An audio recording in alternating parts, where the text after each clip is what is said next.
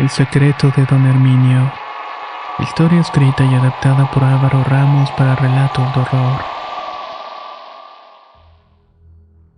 Cuando tomé la decisión de estudiar la carrera de Derecho, lo hice pensando en encontrar trabajo en alguna empresa donde solamente hiciera contratos, donde solamente me encargara de hacerlos cumplir. Sinceramente, no quería litigar, no quería tampoco llegar a ser juez.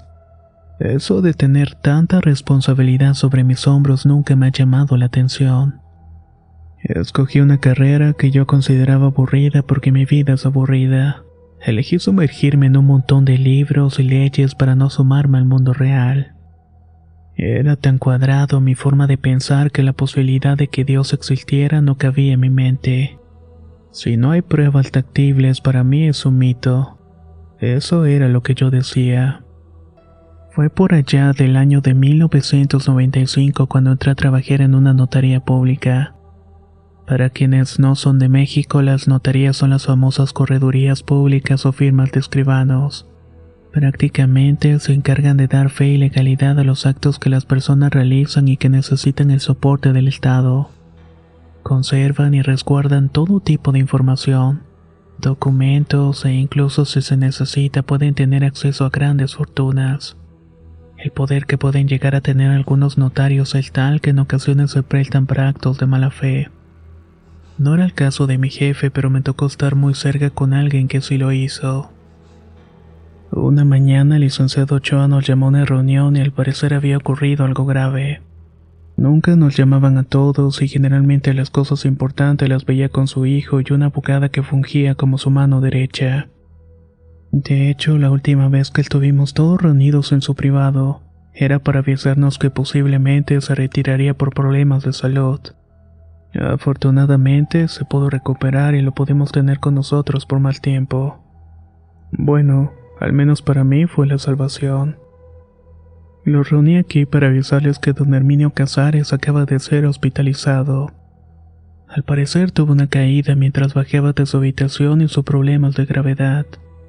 Para los que tienen más tiempo conmigo saben lo que eso significa. Es momento de comenzar el proceso. Andrea me dice que todo está firmado, pero necesitamos hacer el inventario de sus bienes y sus documentos. Me he comunicado hoy con su médico y me dice que a pesar de la gravedad el viejo es fuerte. Así que seguramente podrá regresar a su casa en un lapso de 15 días. Es decir que tenemos esas 2 semanas para hacer lo que haga falta. Es nuestro cliente más antiguo y no podemos fallarle. Guillermo y Andrea se van a encargar de asignar las funciones. Quien sea que le toque hacer la visita, no se preocupe. Mi teléfono va a estar encendido día y noche durante esos 15 días. Si bien no era de los más viejos, tampoco era de los nuevos. Aún así no conocía a tal don Herminio. Noté que varios tomaron la noticia como algo malo y lo notaba por ejemplo en la cara de Mari, la secretaria. Ella tenía más de 20 años trabajando ahí y conocía a la perfección a cada uno de los casos que ellos se llevaban, especialmente los más grandes y antiguos. Ella era como una enciclopedia viviente cuando de los clientes se trataba. Sabía que esto pasaría antes de mi jubilación, expresó Mari con un tono de hartazgo.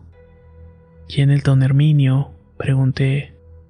5 años aquí, ¿no sabes quién es don Herminio? Pues no me ha tocado llevar nada de él. De vez en cuando deberías poner más atención al trabajo y dejar de estar escuchando tu música esa.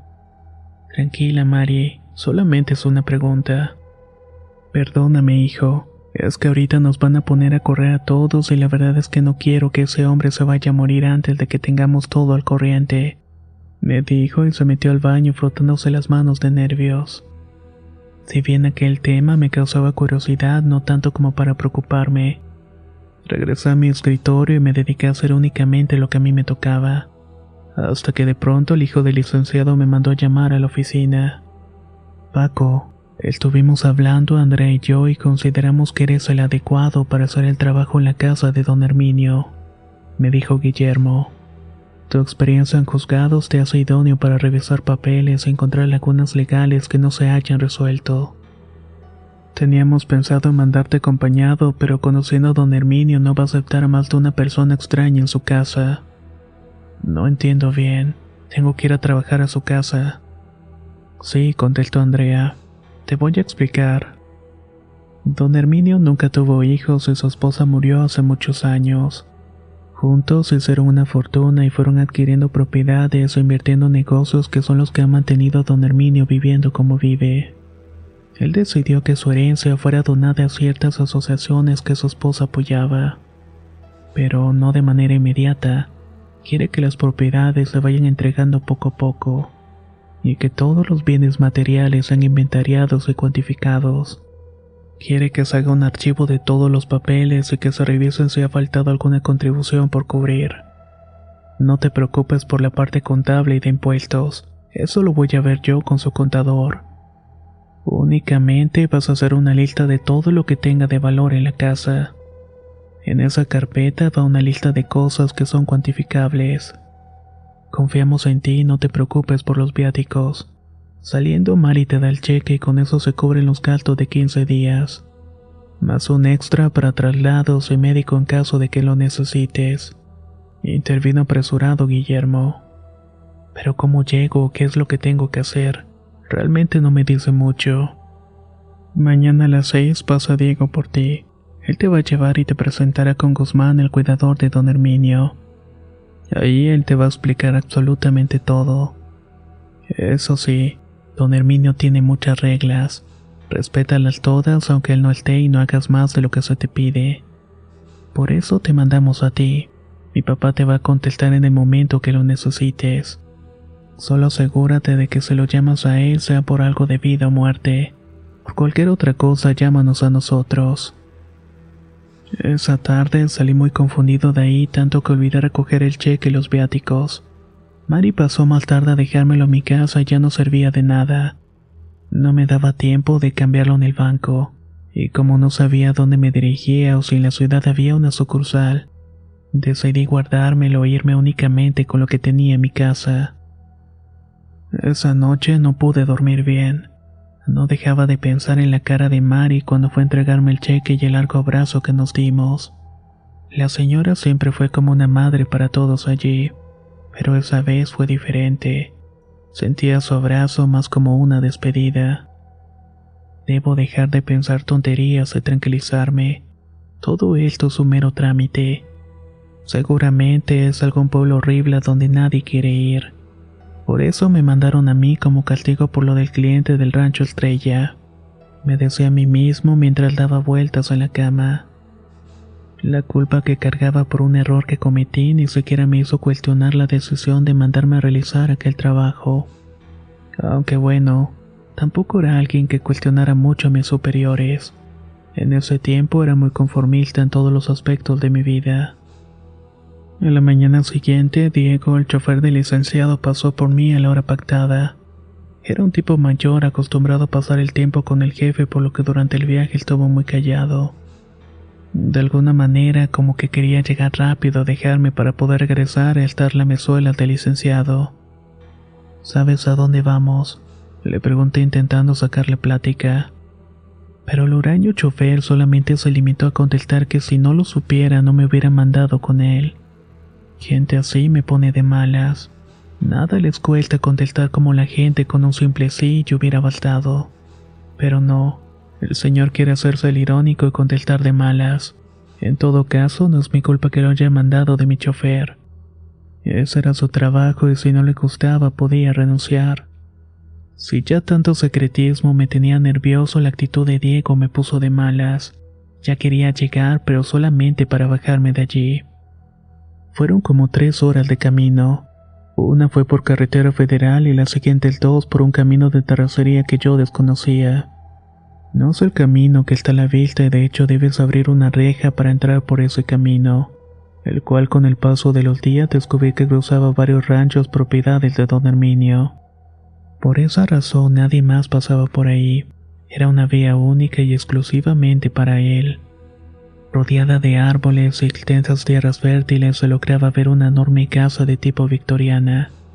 Parecía una hacienda como esas que ves en las películas extranjeras.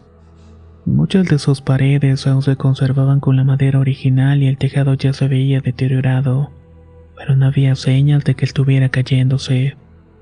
Había un largo y hermoso corredor que te recibía con una pequeña fuente en el jardín principal. En una de las esquinas de la parte superior, un ventanal en forma de media luna llamaba la atención. Las cortinas negras cubrían por completo las ventanas. Era imposible que entrara un solo rayo de luz a aquel lugar. Por eso se me hizo raro que mientras nos acercábamos a la entrada de aquella casa viera alguna persona asomarse. ¿Quién podía estar ahí dentro sin la luz del sol? En la puerta principal apareció Guzmán, un hombre delgado con una altura de casi 2 metros. Su piel era blanca y cabello largo y delgado con un color casi del mismo tono que el de su piel. Vestía un pulcro traje gris y una corbata azul marino. Los zapatos parecían haber sido lustrados por un cadete del ejército. Brillaban como si fuera un espejo. Sin duda aquel hombre era todo el estereotipo de un amo de llaves. «Es aquí, por fin llegamos», me dijo Diego casi susurrando. «La orden que me dieron es que te deje y regrese por ti en 15 días. Ni un día más ni un día menos. Así que si llegas a terminar antes y tu vida no corre peligro, disfruta de unos días extras de descanso». Para este tipo todo era vacacionar, típico de alguien a quien le pagan por estar esperando en la comodidad de un coche a tu jefe. Aún así decidí no hacerle caso a la pésima actitud del chofer y bajé de la camioneta. Parado con una gran sombrilla estaba Guzmán con su recta y pulcra figura que imponía mucho respeto. «Buen día, caballero. Mi nombre es Guzmán y estoy encargado de recibirlo», me dijo el hombre mientras me extendía la mano para tomar mi maleta. «Buen día, mucho gusto. Mi nombre es Paco». «Adelante, señor Francisco. Entremos antes de que llueva». A pesar de ser un hombre muy educado, Guzmán nos saludó y ni siquiera volteó a ver a Diego. Prácticamente se ignoraron como si no existiera el uno para el otro. Dentro de aquella vieja casa todo era oscuridad. Pocas zonas del inmueble se alumbraban con la luz del sol. La cocina era una de ellas y de hecho parecía ser la única pieza de la mansión con ventanales y cortinas blancas. Los baños e incluso las demás habitaciones permanecían con las ventanas cerradas y tapadas con gruesas cortinas oscuras de doble tela. Disculpe el tema de la oscuridad. Don Herminio sufre de fotofobia al decir que su cuerpo tiene muy poca tolerancia a la luz solar. Y para evitar algún malestar mantenemos siempre las zonas de la casa por las cuales más transitan penumbras. Solamente usamos luz de velas, pues la luz eléctrica produce en él un efecto negativo. Pero no se preocupe, su habitación cuenta con luz eléctrica y una ventana que se puede abrir, únicamente en caso de que usted lo requiera, me dijo el hombre mientras íbamos subiendo las escaleras que conducían a las habitaciones. El interior de la casa te hacía sentir pequeño. El recibidor estaba rodeado por una escalinata larga que conduce al segundo piso. Toda la parte central de ese recibidor estaba adornada con animales disecados y un par de sillas de madera puestas al lado de una mesa que tiene un ajedrez. Lo siguiente que pude ver es el comedor, grande y por cierto, pero igual deteriorado. Era una larga mesa para 16 personas y tan solamente 10 sillas casi rotas. Candelabros por doquier y cuadros de paisajes silvestres y no hay una sola fotografía del famoso Don Herminio y su familia. La madera cruje conforme das pasos y el rechinido de las puertas es tal que puede escucharse en cualquier rincón de la casa. El pasillo hacia mi recámara es oscuro y frío. Las paredes de madera vieja lo hacen menos acogedor. Y el tintineante brillo de las velas te hace sentir que acabas de llegar a un convento del siglo XV. La habitación no era muy diferente. Mientras Guzmán me explicaba dónde se encontraban las cosas, yo no dejaba de mirar por la ventana hacia lo que parecía ser un almacén. Por alguna razón ese almacén tenía barrotes de metal en la parte de afuera, además de que no estaba construido de madera como el resto de la casa y muebles aledaños. Este era completamente de hormigón y la puerta parecía ser muy resistente. Parecía obvio que era una construcción más nueva que toda la propiedad. ¿Escuchó lo último que le dije?, me preguntó Guzmán subiendo la voz para llamar mi atención. No, disculpe, me quedé intrigado. porque ese almacén tiene barrotes en la parte de afuera. El hombre, visiblemente molesto por ignorarlo, evadió mi pregunta y repitió: tenemos 7 sencillas reglas en la casa, que si usted cumple a cabalidad no tendrá ningún problema. Pero si comienza a incumplirlas, seguramente conocerá la causa del mal humor de don Herminio. Si bien soy alguien que sigue las reglas e instrucciones al pie de la letra, me hacía gracia que ellos se lo tomaran tan en serio. Especialmente sabiendo que don Herminio estaba en el hospital y tardaría varios días en volver. Primera regla, comenzó a recitar el hombre: nadie sale de la habitación después de las 9 de la noche. Todos escuchan esta casa y si don Herminio no te pide que salga, no lo hagas. Segunda regla, el baño se toma antes de las 6 de la tarde y solamente una vez por día. Todo por cuestiones de ahorro del agua. Tercera regla, las ventanas no se abren. Cuarta regla, el almacén blanco, la caballeriza y la capilla están terminantemente prohibidas para personas ajenas a don Herminio y a mí. Quinta regla, no se permite ningún tipo de señal de radio o música dentro de la casa. La sexta regla es que una vez cerrada la puerta de la habitación no se abre a menos que escuche la voz de don Herminio o la mía. Séptima y última, está prohibido platicar con la servidumbre. De todas las reglas que me dio, la última me parecía extraña.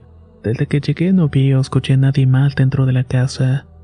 El único que parecía estar a cargo de todo era el mismo Guzmán. Y aún así no era nadie para cuestionar sus reglas. Solamente acepté y dije que no tuviera cuidado.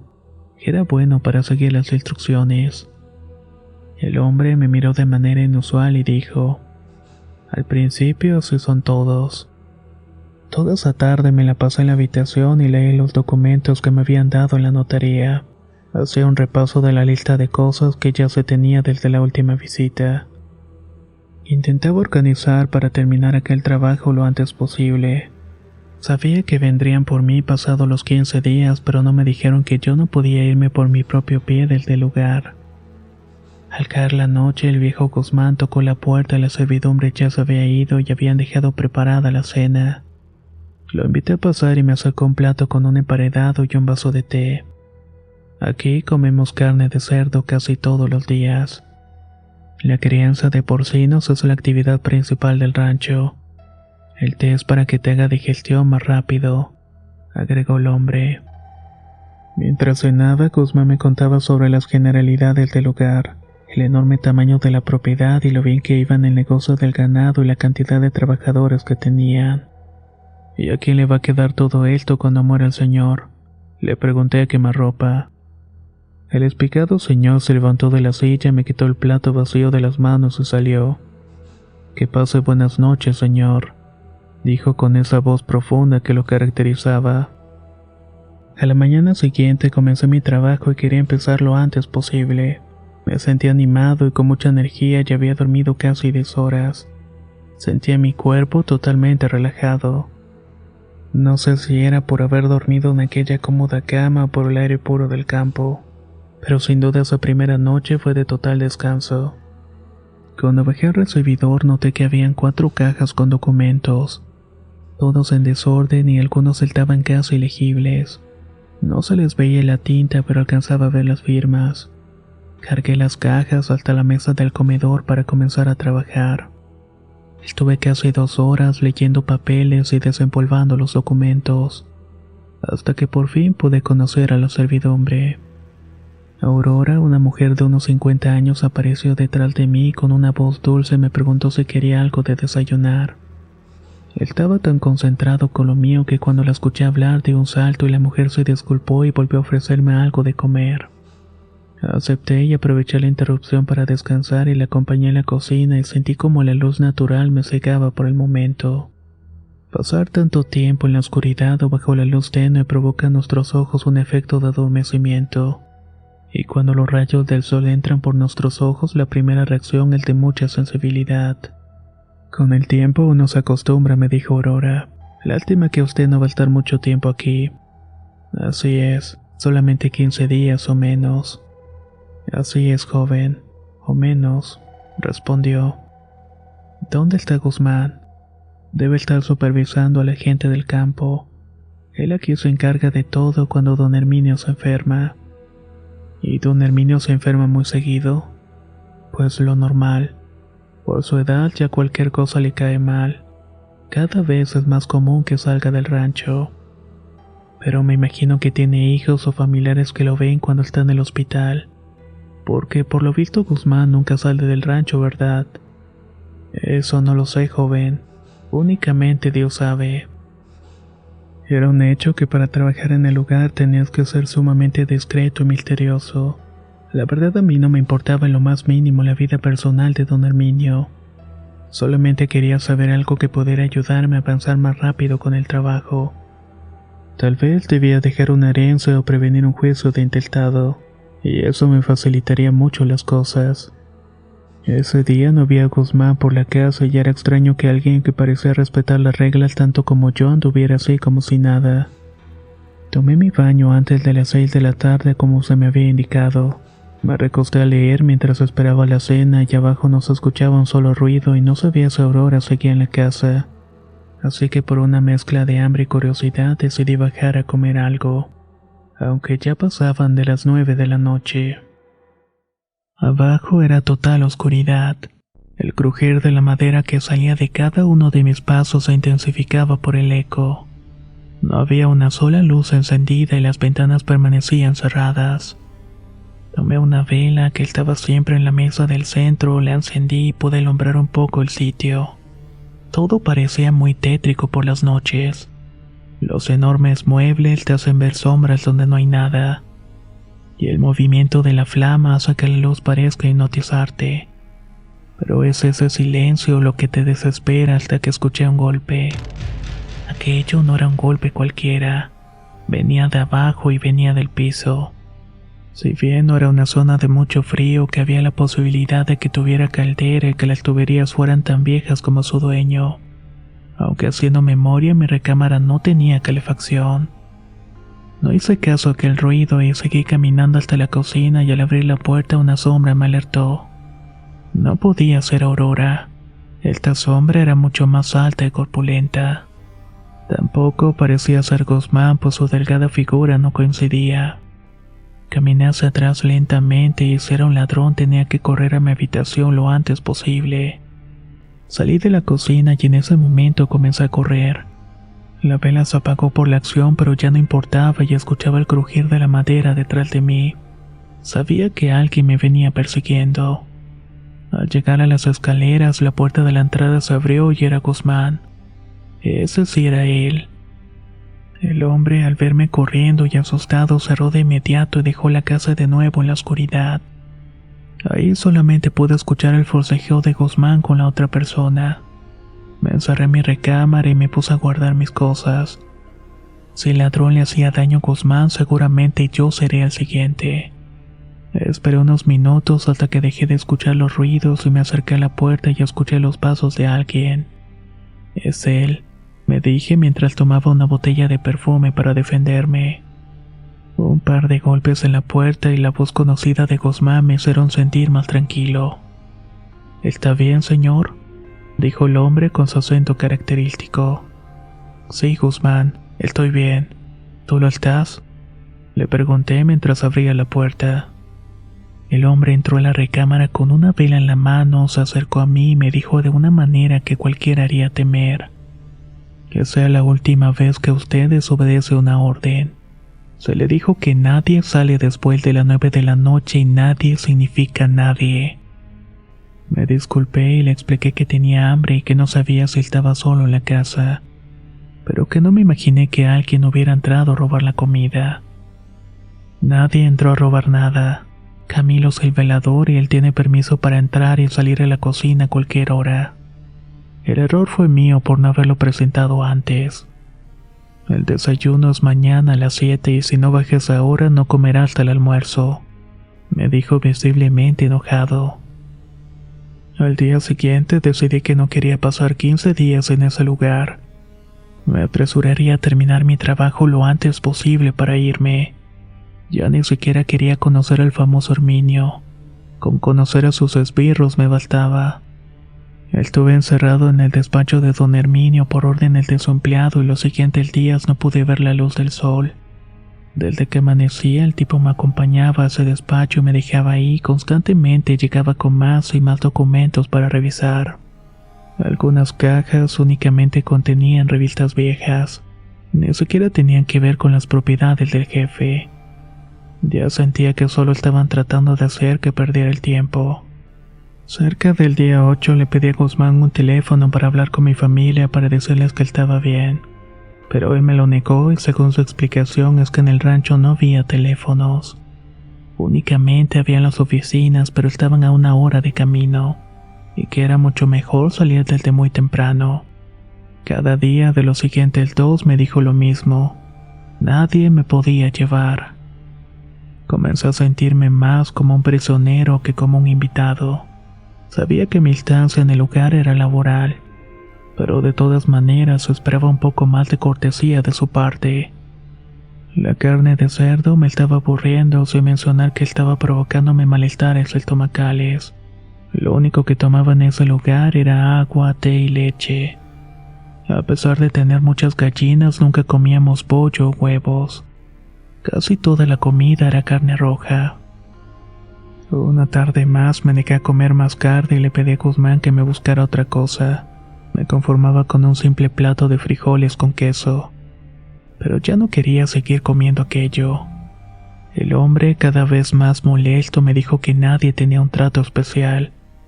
Y que si quería comer tenía que hacerlo a su manera, arrojándome el plato de comida al suelo, manchando algunas cajas que él mismo había dejado allí. Según yo había logrado avanzar bastante, me faltaban pocas cajas y finalizar con el levantamiento físico de los bienes, pero eso me tomaría a lo mucho otros 2 días más aproximadamente. Mientras estaba limpiando las cajas que se habían estropeado, en una de ellas encontré una carpeta de piel color negro. Tenía grabadas las iniciales HFDR.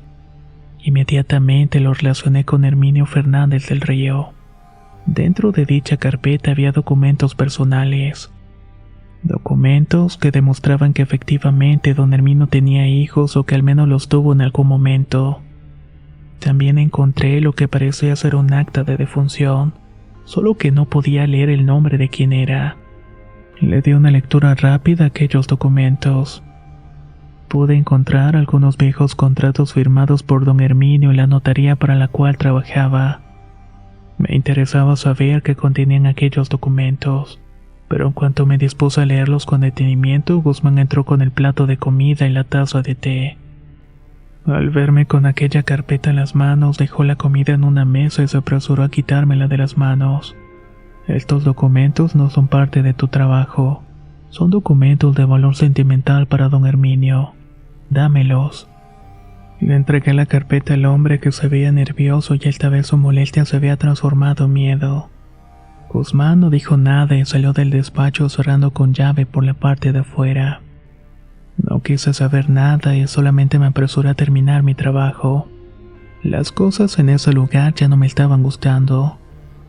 Antes de entregarle la carpeta al guardián de esa caja, pude quedarme con el documento que parecía un acta de defunción. Si bien no pude leer el nombre de él o la difunta, pude leer la causa de muerte. Fuerte laceración en el brazo izquierdo, lo cual provocó una pérdida inmensa de sangre, causado por un choque hipovolemélico y eventualmente un paro cardiorrespiratorio. El cuerpo fue encontrado con incisiones en el costado derecho, desmembramiento de la pierna derecha y desgarramiento de la entrepierna provocado por un artefacto cortante, herida expuesta en la parte abdominal y fractura de cráneo a la altura de la nuca, provocada presuntamente por un fuerte golpe contra una superficie contundente. Aquello parecía el levantamiento de un cuerpo que había sido brutalmente masacrado. Lo más impactante fue la parte donde decía: la finada contaba con 6 meses de gestación. Leer aquello me provocó náuseas y tragué saliva intentando asimilar lo que había leído. Me quedé impactado en aquella hoja que estaba describiendo un asesinato, tal vez algo peor. Por esa razón había borrado el nombre de la víctima y el nombre de la firma a quien dio fe y legalidad a aquella monstruosa imagen. Ahora sí estaba decidido a irme. Estaba durmiendo en una casa de gente que no parecía ser quien decía. Y algo en mi interior me estaba indicando que la gente de la oficina también era parte de esos secretos. No por nada era el mejor cliente de la notaría. Esa tarde le anuncié a Guzmán que me iría al día siguiente. Si bien no había terminado el trabajo, mi estado de salud estaba empeorando. Y ante eso la ley me protege como trabajador. Aun cuando teníamos un pacto, no podía obligarme a quedarme en contra de mi voluntad. Guzmán me dijo que entendía, pero le gustaría que esperara que al menos don Herminio regresara esa noche, al menos para poder hablar con él. Acepté más que nada porque no me iba a ir solo durante la noche. Ni siquiera recordaba bien el camino y mucho menos en la oscuridad. Esa noche escuché mucho ruido en la parte baja y se escuchaban al menos 3 voces diferentes. Salí de la habitación sin hacer ruido y me oculté en la oscuridad para no ser visto.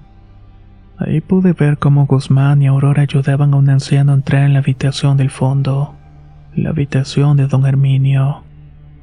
Ellos no me vieron, pues la vela con la cual alumbraba no alcanzaba a iluminar el rincón donde me había ocultado, pero yo sí los podía ver perfectamente. Noté que el anciano iba vendado de un brazo y cojeaba de una pierna. Tenía moretones en la cara y se le dificultaba respirar. Parecía como si hubiera tenido un accidente o como si le hubiera molido a golpes. No parecía haber estado hospitalizado por su avanzada edad como nos dijeron. A la mañana siguiente y con la maleta preparada me presenté ante Guzmán para decirle que me iba. Si tenía que hablar con don Herminio, ese era el momento. El hombre me dijo que su patrón dormía a causa de los tranquilizantes que le habían recetado, pero que en cuanto despertara me iba a atender. Mientras tanto, podía salir a dar un paseo por la propiedad si así lo quería. Durante esos 11 días no había salido de la casa para nada. Era obvio que iba a tomar esa oportunidad al menos para conocer un poco de lo que Ace hacía. Caminé un poco y volví a ver aquella bodega blanca en la cual tenía prohibido acercarme. A estas alturas ya había roto alguna regla de la casa, así que romper otra en mi último día ya no me parecía tan grave. Me acerqué sin que se dieran cuenta, las pequeñas ventanas parecían tapadas con cartón. Era como si no quisieran que la gente viera su interior o tal vez era para impedir que penetraran los rayos del sol. Noté que la ventana más pequeña tenía una parte rota y con la ayuda de unos troncos pude subir para terminar de romperla toda. Metí la mano para quitar el cartón y poder ver lo que había en el interior. Para mi sorpresa no había absolutamente nada. Aquel almacén solamente tenía en su interior una coladera justamente en el centro. Se veía que se usaba pues había manchas de agua y de otra sustancia que cubría el suelo, además de que despedía un olor a cloro y animal muerto. También me pude fijar que en la esquina había lo que parecía ser una tapa de concreto como si debajo hubiera algo más. Podía ser cualquier cosa, pero algo me decía que no era una tapa cualquiera puesta al azar. Me alejé de ahí para no llamar la atención y continué caminando por aquel vasto terreno y vi la capilla de la cual me habían hablado. Decidí ir a verla de cerca y tal vez así podría entender por qué estaba prohibido para los visitantes. Tanto la entrada como las ventanas estaban totalmente clausuradas con placas de metal, las cuales habían pintado de color madera para dar la impresión de que eran ventanas normales. La gente que trabajaba ahí cerca me veía como si supieran algo que yo no. Algunos me saludaban con la cabeza y otros simplemente me ignoraban. Era como si tuvieran las instrucciones de dejarme caminar libremente por la propiedad. Ya había husmeado en la bodega y había intentado ver por la capilla. Solo me faltaba ir a la caballeriza para poder borrar de mi lista una de las reglas de la casa. Pero cuando me dispuse a ir, un hombre a caballo se me acercó para decirme que el patrón quería verme. Casi me obligó a subirme al caballo y me llevó a toda velocidad de regreso a la casa. Cuando llegué a la casa, Guzmán me llevó hasta la habitación que parecía una biblioteca personal. Durante los días que estuve, nunca noté que esa puerta estuvo ahí. Tal vez esa era la intención, que nadie la vea para que nadie entre. Ahí dentro estaba don Herminio y por fin nos íbamos a conocer. Pase, licenciado, es un gusto conocerle. Guzmán me ha hablado maravillas de usted. El gusto es mío, señor. Me informan que se quiere ir sin terminar su trabajo. ¿Es así? Pues más que nada me quiero ir por una cuestión de salud. No me siento bien y la comida me está provocando todo tipo de reacciones. Le dije mientras le mostraba las marcas de ácido úrico en mis manos. El trato con su jefe es que termine el trabajo en 15 días. ¿Cuánto es lo que le falta? En realidad poco, solamente hacer un levantamiento de los bienes de valor. Mire, licenciado, todo lo relacionado con los negocios es el trabajo de mis contadores. Lo único que usted tiene que hacer es un archivo con mis documentos legales y personales, e informarme si algo se debe para poder tener todo al corriente. Yo no me estoy haciendo más joven y lo que menos quiero es dejar problemas. Le pido una disculpa si se le ha tratado con una firmeza durante su estancia. Pero es que así fui educado yo y por consiguiente así eduqué a los míos. Hagamos una cosa. Usted se queda hoy y termina de relacionar los bienes que tengo en el sótano. Y mañana mismo yo le pongo un chofer para que lo lleve de vuelta a la ciudad. No le pido más que un día de trabajo. La verdad es que yo ya no quiero estar aquí. De verdad se me ha hecho muy difícil trabajar en un lugar donde todo es muy misterioso. Y sinceramente, en lugar de facilitarme las cosas, me las hace más complicadas. Entiendo su premura, pero entienda también mi posición. Mi oferta sigue en pie durante los siguientes 30 segundos. O baja usted al sótano a terminar su trabajo hoy, yo me encargaré de que cumpla los 15 días a cabalidad. La voz y actitud del viejo ya no eran de serenidad. Ahora parecía más bien una amenaza. Con la finalidad de no tener más problemas y poder regresar a casa lo antes posible, acepté de inmediato. Así que me puse a trabajar en aquel frío y oscuro sótano. Cualquier cosa que llegue a necesitar, solamente subes y tocas la puerta 4 veces. Alguien te va a responder, me dijo Guzmán. Allá abajo no había muchas cosas y yo esperaba encontrarme con un mar de artículos viejos y con antiguos muebles de colección. Pero la realidad fue diferente. Unas cuantas cosas regadas por el suelo y artículos viejos como de trabajo. En la pared habían cadenas y parecía que en algún momento ahí tenían a los animales para el sacrificio. Al igual que en la bodega había una enorme coladera que estaba en el centro de aquel sótano. Y qué decir del olor a sangre seca y podredumbre que se hacía presente. Registrando en búsqueda de alguna cosa de valor, encontré una puerta de metal tapada con una sábana roja. No tenía candado o llave, solamente estaba un pasador. No la quise abrir pues no estaba seguro de que llegara a algún lugar, pero al acercarme más podía escuchar un ruido. El ruido era el que hace el viento cuando entra en un túnel o algo parecido. Estaba seguro de que tenía otra salida por donde entrar ese aire. Aunque estaba intrigado, también estaba apresurado y no pensaba pasar más tiempo en ese lugar. Quería irme. No sé cómo explicarlo, pero de alguna manera sabía que no debía seguir aquí.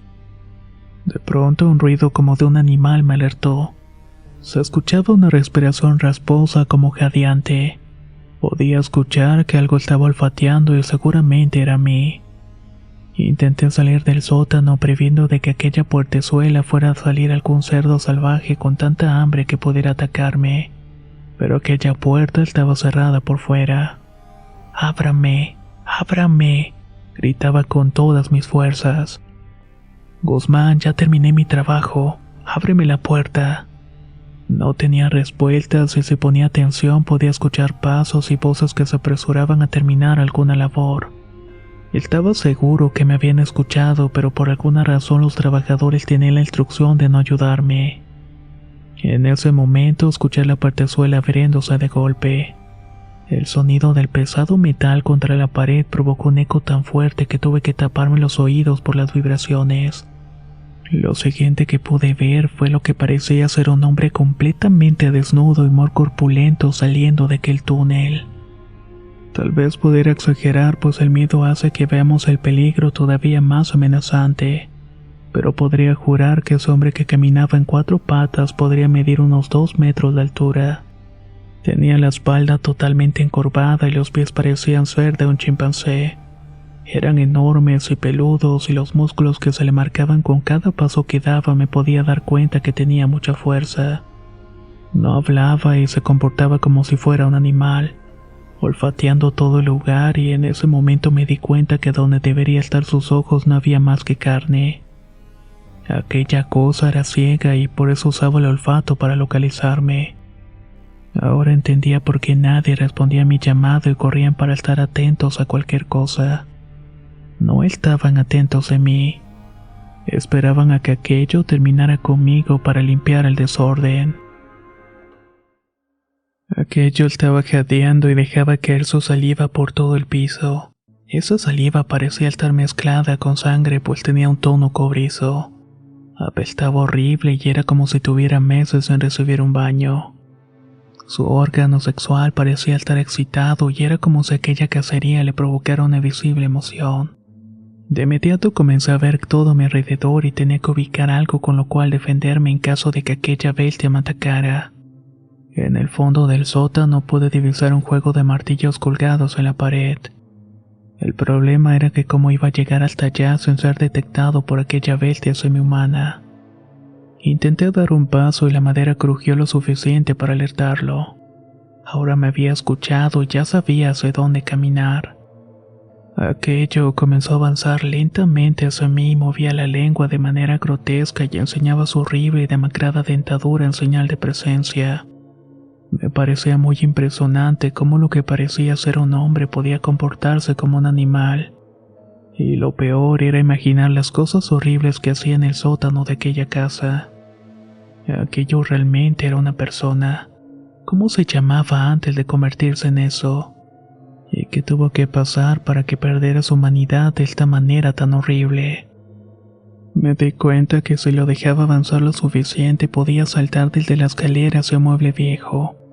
Así ganaría tiempo para correr hacia el martillo. Así que lo esperé y mi cuerpo no dejaba de temblar del miedo. Pero mi cabeza procesaba las cosas de una manera inusual. El miedo y el peligro que corría hacían que yo estuviera más alerta que nunca. Eso es lo bello del ser humano. Siempre en los peores momentos es capaz de sacar su mejor versión.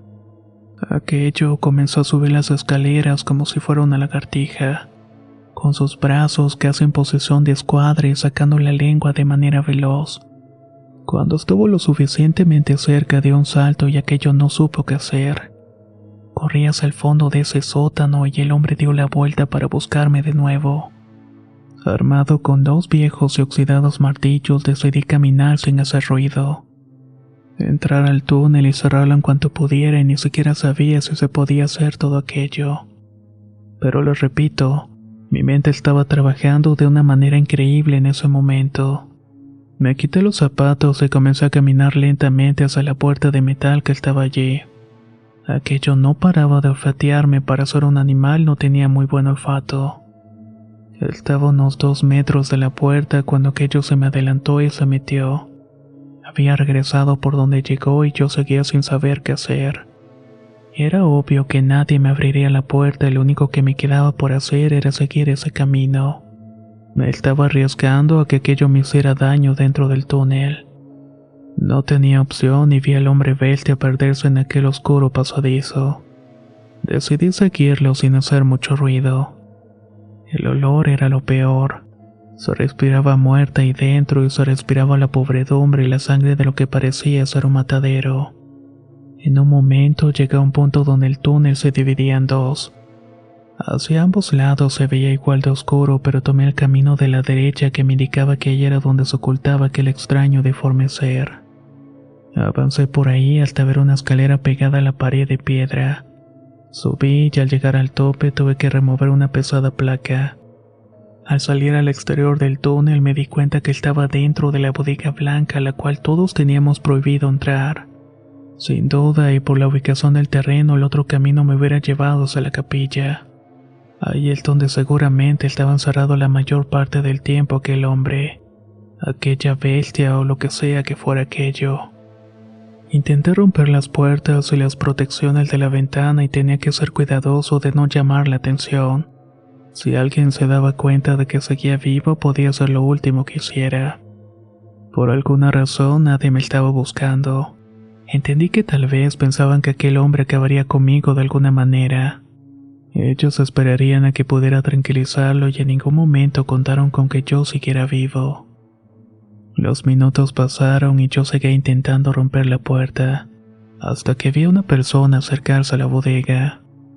No sabía si pedirle ayuda o esconderme y no sabía si todos los trabajadores de aquella hacienda estaban al tanto de lo que ahí pasaba. Sinceramente estaba metido en una especie de juego macabro. Me alejé de la ventana para no ser visto y mientras esperaba que aquella persona pasara un montón de ratas salieron del túnel. Parecía que estaban huyendo de algo. Sabía que aquello venía en dirección y el miedo de los roedores buscando dónde se escondiera me lo indicaba. Como pude me aferré fuertemente de los barrotes de la ventana y permanecí colgado unos minutos. Únicamente me apoyaba con los pies en la pared para no caerme. Ahí aquel monstruo hizo su aparición. De las fauces le colgaba una rata muerta y ensangrentada y de un bocado se la tragó. El asco que me provocaba no era ni la mitad del miedo que estaba sintiendo. Permanecía callado y esa era mi única salvación. La luz del sol cada vez era menor y habían pasado tanto tiempo ahí dentro que pronto oscurecería. Y entonces ahí no habría escapatoria. Recordé las muchas veces que llegué a escuchar ruidos que provenían del piso. Ruidos extraños que yo pensaba en las calderas.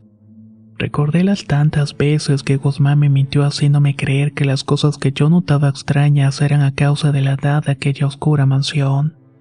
Esa bestia se acercó a mí atraído por el chillido de las ratas y cuando pensé que mi momento había llegado, el gruñido de un cerdo se escuchó fuera de aquella apartada bodega.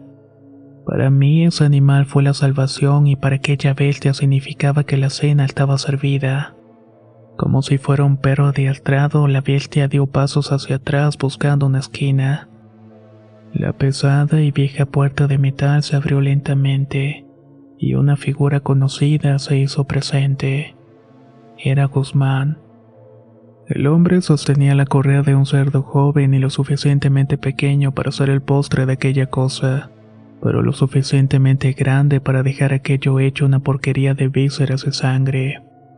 En la otra mano sostenía un pedazo de metal, uno que golpeaba en la pared como dando un patrón musical. En cuanto yo te diga, sales sin hacer ruido y te ocultas en la oscuridad hasta que me veas salir de aquí, me dijo. Yo no sabía si confiar en él o atacarlo o dejarlo a merced de la bestia. Ese hombre me había hecho pasar los peores días de mi vida y algo era seguro. Él era parte de todo este plan. Le dije que sí con la cabeza, pero mi mente buscaba la manera de quitarle aquel pedazo de metal. Sin duda era lo que mantenía agazapado a la violenta bestia. Quería quitárselo para que no pudiera defenderse y tal vez con fuerza empujarlo para que fuera devorado en vez del cerdo. Pero no pude. Vi la puerta tan abierta y corrí como él me lo indicó. No sabía dónde ir y recordé que me dijo que me ocultara en la oscuridad. Y entonces corrí precavido hacia un montón de árboles alejados de las luces del rancho. Ahí esperé a verlo salir, pero siempre con la guardia alta. Esta vez ya no me iba a fiar ciegamente de nadie. El hombre salió cerrando la puerta cual fortín y en ese momento comenzó el festín. Los chillidos del cerdo eran tan horribles que describirlos no tendría comparación. El sonido, los golpes y los azotes ahí dentro eran dignos de una película de terror. Luego vi al delgado hombre caminar hacia el campo como esperando mi señal. Se quedó parado y al verme decidió caminar hacia la mansión y al hacerlo únicamente gritó: «Sin mí no vas a salir». Guzmán tenía razón y a pesar de que sabía por dónde estaba la entrada, también sabía que había gente cuidando el rancho por las noches. Y estos tenían la orden de disparar en el momento que algo se moviera. Era obvio que dentro de ese lugar lo que menos importaba era la ley. Antes de que se alejara más y no pudiera hacer nada, le lanzó un silbido para llamar su atención. Al escucharlo, caminó en mi dirección y sin verme comenzó a hablar. «Vas a salir de aquí, pero no vas a regresar nunca a tu ciudad. Date por desaparecido o por muerto. Ay, mira tú, y como sea te es más fácil volver a empezar». decía mientras fingía estar orinando. Tu familia te va a llorar un tiempo, pero como todos algún día te van a olvidar. Créeme, a todos nos pasa lo mismo. Guzmán me dio indicaciones rápidas para poder salir de ahí sin ser detectado. Tenía que cruzar un campo de maíz y luego buscar un río. Fue claro que para salvar mi vida yo tenía que pasar por muerto de ahora en adelante. Pues el último muerto que decidió revivir ahora tiene que hacerlo en condiciones infrahumanas. Ve hasta el camino del cerro y pregunta por Jordán. Dile que te manda Guzmán y que eres hombre muerto. Y por el bien de tu madre no la busques nunca más. El hombre metió la mano en la chaqueta que traía puesta y sacó 2 dedos humanos recién cortados. Me dijo que uno lo tirara cuando llegara a la carretera federal cerca de una escuela secundaria. El otro dedo se lo quedó él. Míralo bien para que recuerdes lo pequeña que es la vida humana. Cuando yo llegué aquí tenía un ego como el tuyo inmenso. Pero mírate ahora, reducido únicamente a un simple dedo. Guzmán se dio la vuelta y siguió su camino hacia la vieja mansión. Ni siquiera volteó para confirmar con quién estaba hablando. De inmediato seguí las instrucciones y emprendí mi camino ocultándome siempre en las sombras y la soledad de aquel enorme plantío. Después de varias horas de mucho caminar, por fin pude salir de aquellos terrenos antes del amanecer. Sabía que estaba cerca de la carretera federal, por lo que seguí caminando. Mi motivación era llegar para pedir ayuda, pero en ese momento recordé. Ve hasta el camino del cerro y pregunta por Jordán. Al llegar a la carretera, un hombre a caballo me saludó y yo no quise levantar la cara. Únicamente le pregunté dónde estaba el camino del cerro. El hombre, sin detenerse, me contestó. Sigue caminando hacia allá y pasando la secundaria hasta la comunidad. Esta última parte de la caminata la hice bajo el sol sin haber tomado agua y sin haberme detenido a descansar siquiera. La mente me estaba pasando factura, pues comenzaba a ver todo borroso y sufría de alucinaciones. Así que cuando llegué al pueblo únicamente lo hice diciendo el nombre de aquella persona. Desperté ese mismo día, pero en la noche ya estaba recostado en una cama. Tenía mucha calentura y paños fríos en la frente. Una mujer me cuidaba y al verme abrir los ojos de inmediato le habló a su esposo Jordán. No tenía fuerza siquiera para hablar y tenía la garganta seca. Me costaba mucho respirar y levantaba un brazo para alcanzar el vaso de agua en el buró. Fue casi un trabajo forzado y de pronto el hombre comenzó a hablarme. Cuando llegaste aquí cargabas el dedo, me dijo. Pero no te preocupes, ya fui a tirarlo al lugar de siempre. Algo habrás hecho para que Guzmán se apiadara de ti. Déjame adivinar. Eres hijo único y vives con tu madre. Este hombre tenía unos 60 años, era moreno, bajito, pero se notaba una persona fuerte y su voz era gruesa y hablaba como si estuviera enojado todo el tiempo. ¿Cómo te llamas?, me preguntó mientras se acercaba una silla para sentarse a mi lado. Paco, contesté. ¿Y cómo fue que llegaste al rancho, Paco? Trabajo en una notaría y me mandaron a revisar unos papeles. Ah, entonces eres tú. Según Diego, no tenías muchas posibilidades de caerle bien a Guzmán. Cuando me dijo el nombre de Diego, de inmediato intenté levantarme, pero el hombre me lo impidió. Tranquilo, que aquí estás a salvo y nosotros te vamos a ayudar. ¿Usted conoce a Diego? Claro, él es mi hijo. El hombre me pidió descansar ya que el día siguiente me iba a comenzar a emboscar y mientras estuviera escondido él me iba a contar todo para que supiera de qué se trataban las cosas. Al día siguiente, Diego y Jordán desayunaban en la mesa del comedor. Yo ya podía caminar bien y salí al baño, pero cuando vi a Diego no supe qué hacer e intenté huir, cosa que me fue realmente imposible. Ven, siéntate a comer. Es hora de que disfrutes de la muerte. Ellos me contaron que lo que yo había vivido pasa cada cierto tiempo. A veces pasa con personas allegadas al viejo Herminio. Dice que son una especie de sociedad secreta que lleva operando de la misma forma desde el año de 1877, año en que esa mansión fue fundada. Originalmente fue construida por adinerados estadounidenses, pero con el paso del tiempo pasó a manos de aquella cofradía. Se dedican a matar, pero no por placer de hacerlo. Según ellos, para mantener el orden y estar siempre en la punta de la pirámide. Y según ellos, don Herminio era hasta ese momento el líder de todos. Pero debido a su avanzada edad no tardaba en morir y ceder el puesto a alguien más. Connotados profesionales como abogados, médicos, ingenieros, catedráticos y políticos pertenecen a este misterioso grupo. Cada uno tiene prominentes carreras y prestigiosos nombres ante la sociedad. Acumulan dinero y poder para poder seguir operando de manera impune en la oscuridad. Me dijeron que cada líder para ganarse ese puesto debe ofrecer un sacrificio, siendo ganador de tal honor aquel que se atreva a ofrecer a su hermandad el sacrificio más grande y doloroso. Esa es una señal de amor por sus hermanos por sobre todas las cosas. El último ganador había sido don Herminio, quien para ganarse el puesto ofreció a su esposa e hijo nonato como tributo.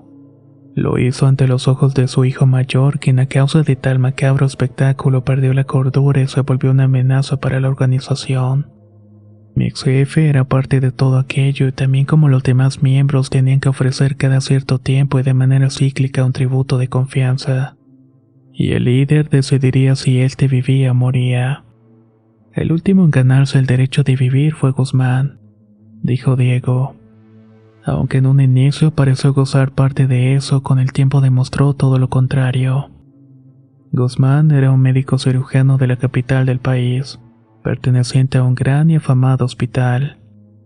Una noche salió de la orden de ir personalmente a atender a uno de los socios del hospital, y en el camino hacia ese lugar perdió la vida en un accidente vial, dejando su vida anterior atrás y tomando la identidad de Guzmán. Según Jordán, se había ganado el derecho a vivir gracias a la labor que hizo por reconstruir el cuerpo del hijo mayor de don Herminio. Él había sido completamente desmembrado por la bestia del sótano. En el caso de Jordán, fue trabajador de esa hacienda hasta que descubrió la verdad. La orden era matarlo igual que los demás, pero Guzmán le tenía mucha estima. Y también tenía un plan. Así que le perdonó la vida y lo mandó a vivir con una nueva identidad. Desde aquel día vivimos planeando nuestra venganza y resurrección. Necesitamos prueba para que en algún momento podamos sacar esto a la luz. Hasta ahora ha sido complicado, pues aquella organización está regada por todo el gobierno y por todos los niveles socioeconómicos. Hablar a lo pendejo puede traernos consecuencias brutales, pero permanecer muerto nos permite mantener vivos a los nuestros. Diego me contó que su llegada a la notaría no había sido casualidad. Todo estaba preparado por su padre y por Guzmán. Es la forma que tienen para saber cada uno de los movimientos de mi ex jefe, y también de conocer los lugares a los que van a verse con otros miembros de su clan. Tuve que hacer algo horrible, pero como dice mi papá, el fin justifica los medios, me dijo Diego sumamente apenado. Cuando les pregunté por la bestia, ambos bajaron la mirada y únicamente me dijeron: ese hombre había corrido la misma suerte que tú. Lo había mandado desde el norte para hacer uno de los trabajos personales de don Herminio. Creo que era un contador o algo así. Guzmán le vio algo y le ofreció morir con una misión, pero al escapar del rancho el hombre decidió volver a su casa. Cuando Guzmán se enteró, dio la orden de que lo regresaran al rancho. Fueron 2 policías estatales quienes lo detuvieron y lo entregaron. Esto fue a base de una brutal golpiza y tortura. Y ese hombre joven se convirtió en algo que ronda por el sótano de ese horrible lugar. Ya nadie recuerda su nombre o su cara antes de las operaciones. Nadie recuerda siquiera su presencia. Y lamentablemente afuera ya nadie lo busca o lo vela. Ese es el castigo para quienes no aceptan la oferta de Guzmán. Yo no sabía qué pensar de todo aquello. Estaba escuchando casi la trama de una película de suspenso y quería hacer 1000 preguntas y pedir que me dejaran despedirme de mi madre. Pero en eso alguien llamó a la puerta y nos interrumpió. Jordán abrió la puerta y 2 hombres entraron para decirle que Diego tenía que irse. Guzmán había entregado el dedo al viejo Herminio y pronto la policía iba a comenzar a buscar al ficticio muerto. Actualmente somos 12 y contigo 13. En esta misma semana le entregan un cuerpo a tu familia y esperemos que te olviden pronto. Cuando Guzmán lo crea conveniente, te tendrás que ir a otro estado cerca de un miembro de esta hermandad y comenzar una nueva vida y esperar órdenes. Ahora eres parte de nosotros, y si tú no nos fallas, nosotros no te tendremos que matar. Mi madre falleció en el año 2001. La última vez que tuve contacto con Diego me dijo que Guzmán ya no estaba en el rancho y que seguramente pronto lo iban a mandar a él, dándome a entender que Guzmán había muerto y que ahora le tocaba a Diego continuar con su deber. El nombre de don Herminio ha desaparecido de cualquier base de datos gubernamental. Con la llegada de internet intenté buscar su nombre en varios registros públicos de la propiedad, pero no pude encontrar nada relacionado con este hombre. O tal vez es el título que reciben quien ocupa ese lugar. Por mi parte, hace años que trabajo en una importante constructora propiedad de un grupo de poderosos y millonarios hombres. Hombres a los que solamente una notaría en el país le hace los trámites, y con la que solamente un hospital tiene convenio de colaboración. Sé que estoy en el lugar correcto, pero viviendo una vida que no escogí. Cuando recuerdo todo lo que me perdí a causa de aquel grupo de gente, no puedo evitar pensar en que no existe tal cosa como el bien y el mal. Ni nosotros somos los buenos buscando venganza a causa de matar, ni ellos son los malos causando muerte para prosperar. Estoy harto de vivir para ejecutar un plan que lleva más de 40 años sin progresar. Un plan que, así como van las cosas, puede que nunca se llegue a concretar. Un plan tan inútil como nuestra existencia. En ocasiones me pongo a pensar que me duele más esta vida que lo que me pudo doler enfrentarme a aquella bestia en aquel horrible lugar. Sinceramente me pesa todo aquello y la decisión que tomé en ese momento.